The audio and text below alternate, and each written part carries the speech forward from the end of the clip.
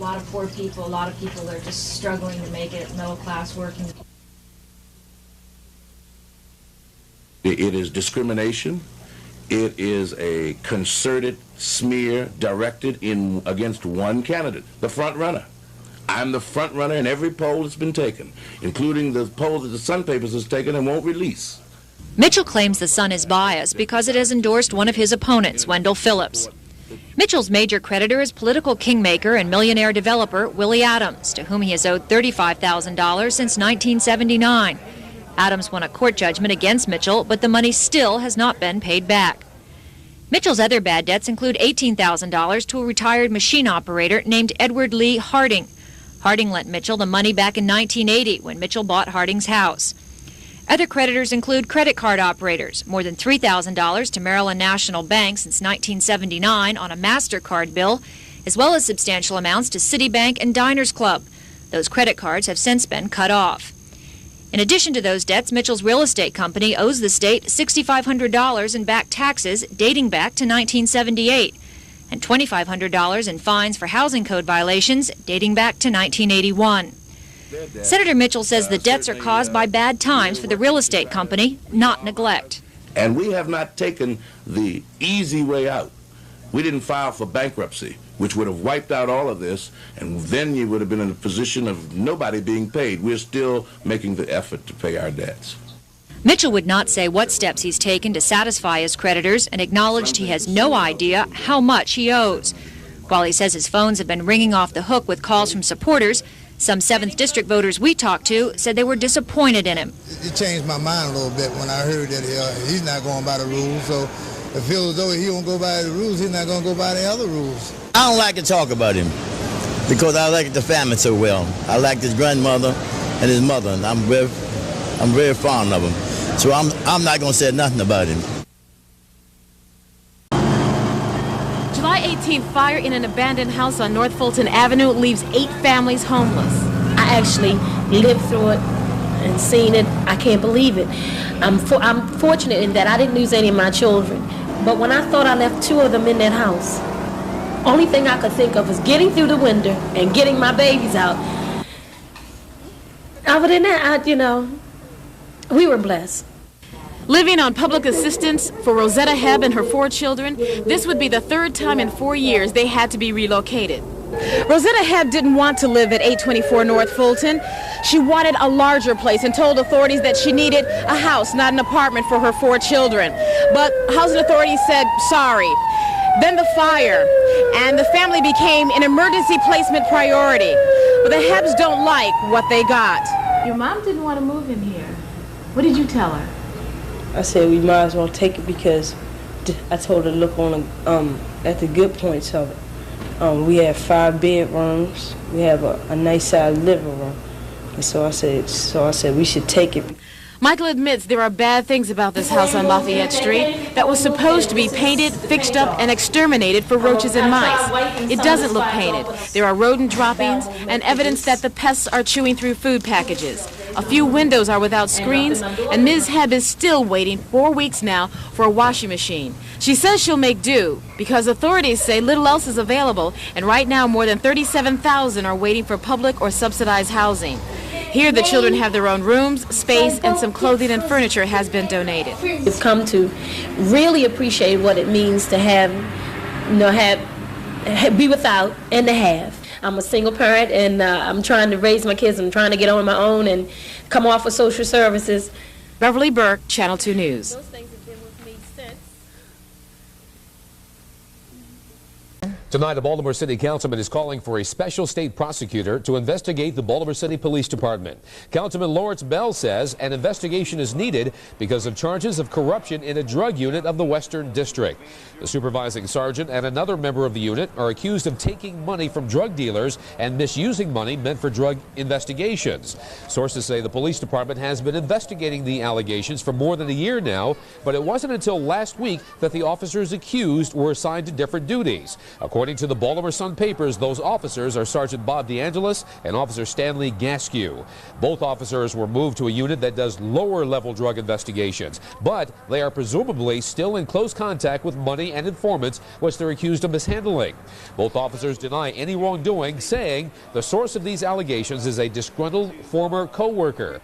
But some store owners told me they jokingly call the mall in Hunt Valley Death Valley. Oh, it's a friendly mall. It's just that it's not busy. This mall opened in 1981, a suburban alternative to shopping in the city. But many shoppers admit there was a problem then, and there's a problem now.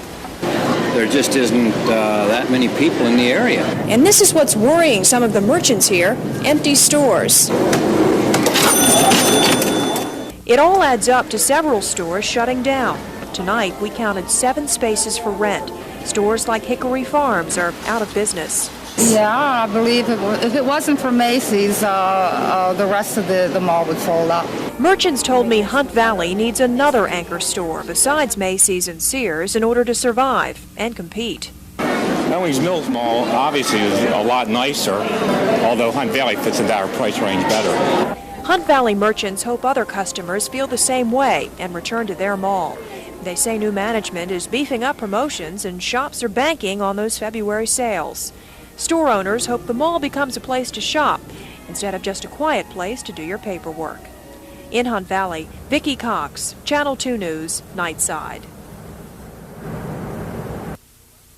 The last-minute rush is on to make sure Marley Station looks its best on opening day. Workers are scrambling to stock empty shelves for bargain hunters. Marley Station is the new shopping king on Route 2, 170 stores strong.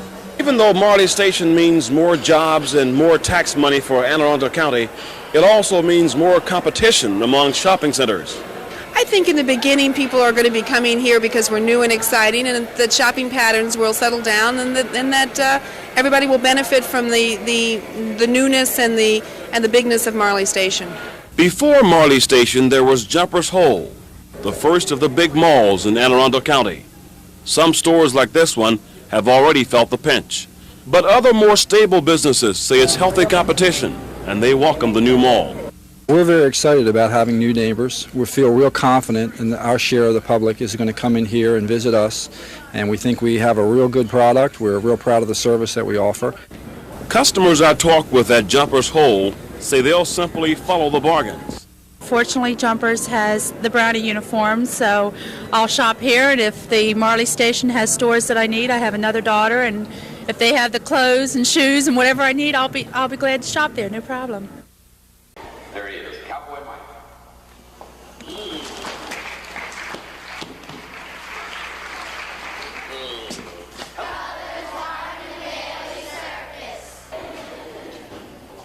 No problem. Here we go.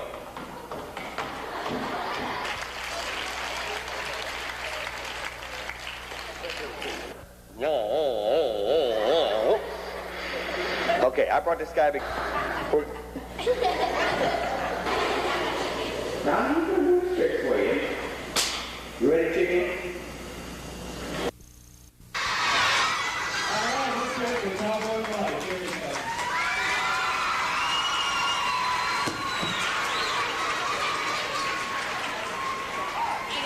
Also be safe, don't you?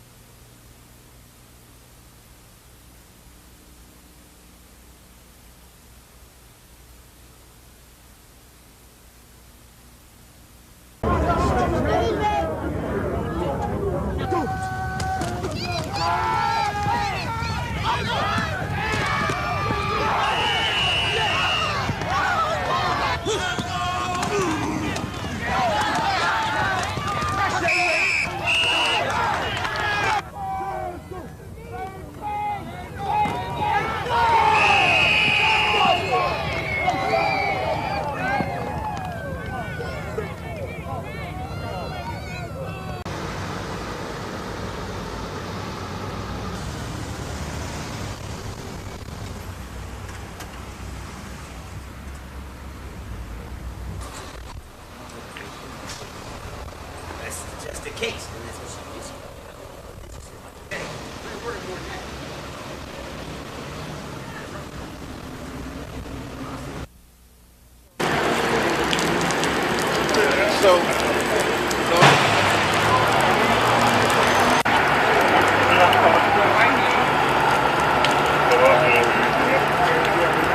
She's been dead for some time. She's naked. She's wrapped in sheets.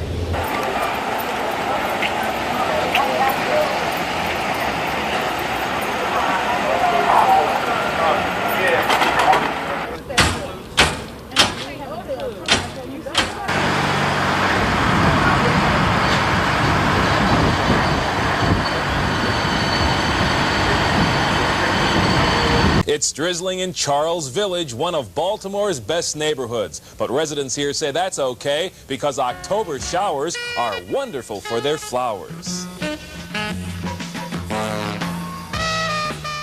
And it's the gardens of Charles Village that have made it one of Baltimore's best neighborhoods. In recent years, many residents here have taken one-time barren backyards situated next to alleys and turned them into gorgeous gardens. I've been here about 7 years, and I've seen the gardens improve and grow and add on, each year. So I think one neighbor does inspire another one and help another one. We all give each other's cuttings and advice. Right around the corner from Patricia is Charles Village gardener David O'Brien. His brick and concrete yard is decorated with all kinds of unusual floral containers. Yes, including the kitchen sink. One night as I was taking a bath, I thought that a bathtub would be a good container, and I spoke to my wife about it, and she thought it was also a good idea. I spoke to a friend of mine that was a contractor, and he thought it was so hilarious that he just jokingly said, well, why not a toilet and a sink as well? So that's why we have in that corner the tub and the toilet and the sink, and then from that it just continued to grow. Meanwhile, elm trees continue to grow in original Northwood, thanks to a project started 10 years ago by its residents, a project that now earns it the honor of being selected as one of Baltimore's best neighborhoods. Joe Clisham leads a group of neighborhood volunteers who each spring save elms from dying by inoculating trees which have been a part of original Northwood's landscape for many years. We have saved about 95% of them per year by doing this. And this has kept a lot of the neighborhood quite green and full of trees that we wouldn't otherwise have. And so we think it's quite important to keep the neighborhood looking good, and it's good for the city.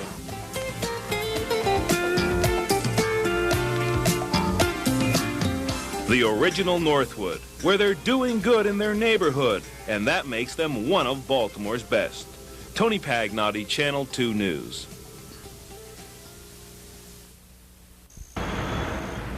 The shimmering glass of Baltimore's Hyatt Regency Hotel has almost become a symbol of our town's new image, a tourist town. Since 1980, the number of tourists here has tripled and the amount of money they spend has quadrupled. Over 6 million visitors, spending over $500 million. And today, after only 5 years, the Hyatt Regency announced a major renovation to keep up with all the other new hotels in town. During the last 5 years, 15 new or renovated hotels have sprung up across Baltimore. That means 3,000 brand new hotel rooms. But will it last? Will we ever have a glut of hotel rooms? We don't anticipate a glut like some other cities have experienced. Right now there's only one other hotel that's due to be built, and that is the Stouffer, which is under construction now. That'll add 600 rooms in 1988. Today, representatives of Maryland's tourist industry met at the recently renovated Lord Baltimore Hotel to look into the future.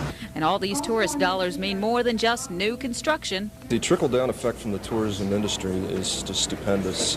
We have about 20,000 jobs right now in the city that can be attributed to tourism, and probably another 20,000 outside the metro region.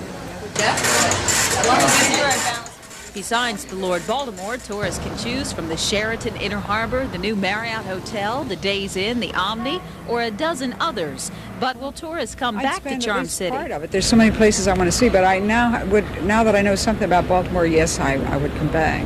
And that's just what tourist officials would like to hear more of. In downtown Baltimore, I'm Brenda Carl, Channel 2 News.